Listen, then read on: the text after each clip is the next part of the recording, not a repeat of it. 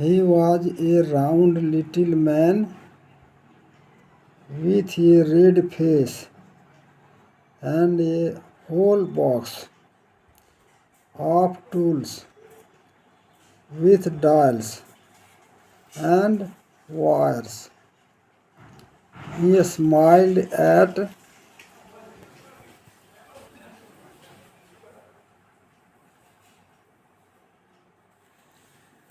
Margie and gave her an apple, then took the teacher apart. Margie had hoped he wouldn't now know how to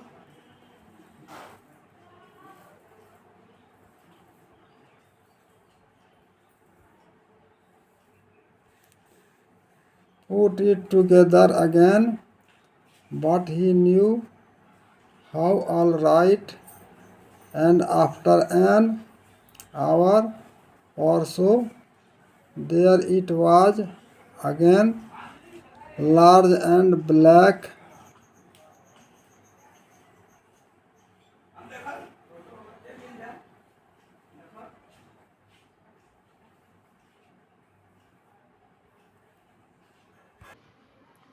and ugly, with a big screen on which all the lessons were shown and the question were asked. That wasn't so bad. The part Margie hated most was the slot where she had to put homework and test papers. She always had to write them out in a punch code they made her learn when she was 6 years old, and the mechanical teacher calculated the marks in no time. वह लाल चेहरे वाला गोल मटोल नाटा आदमी था जिसके पास औजारों का बक्सा था जिसमें डायलें तथा तारें थी।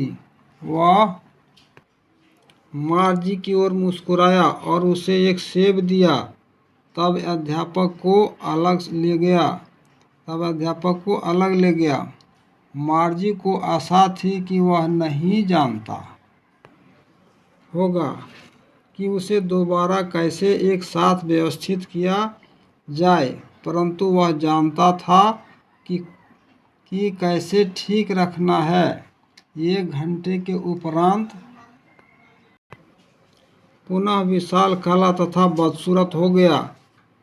एक बड़े पर्दे जिस पर सभी पाठ दिखाई दे रहे थे तथा प्रश्न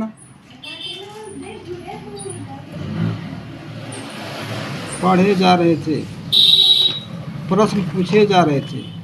वह इतना बुरा नहीं था। मार्जी जिस भाग से सबसे ज़्यादा घृणा करती थी वह एक दी गई जगह थी जहाँ वह अपना गृह कार्य व परीक्षा प्रश्न पत्रों को रखती थी। उसे हमेशा उन्हें पंच कोड सांकेतिक भाषा में लिखना पड़ता था। जब वह 6 साल की थी तथा आंतरिक अध्यापक अंकों की तत्काल गणना कर देता था। The inspector had smiled after he was finished and patted Margie's head. He said to her mother, "It is not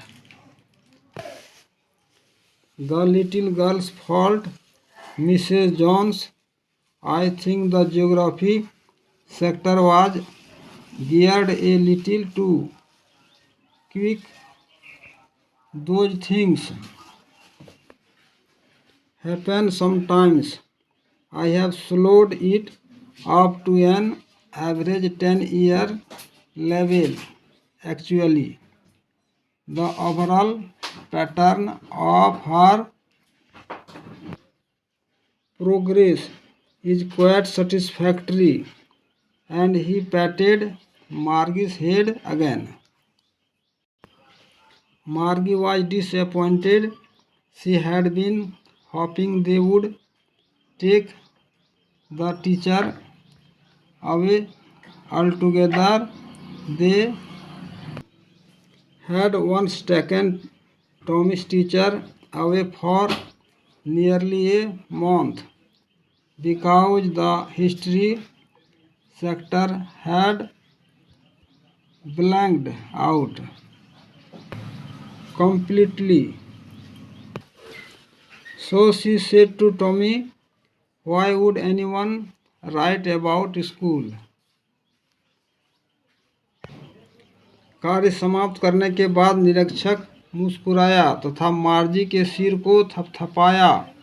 वह उसकी माँ से बोला, "श्रीमती जोन्स,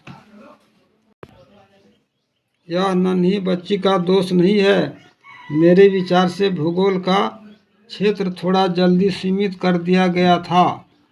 ये चीज़ें कई बार घटित हो जाती है।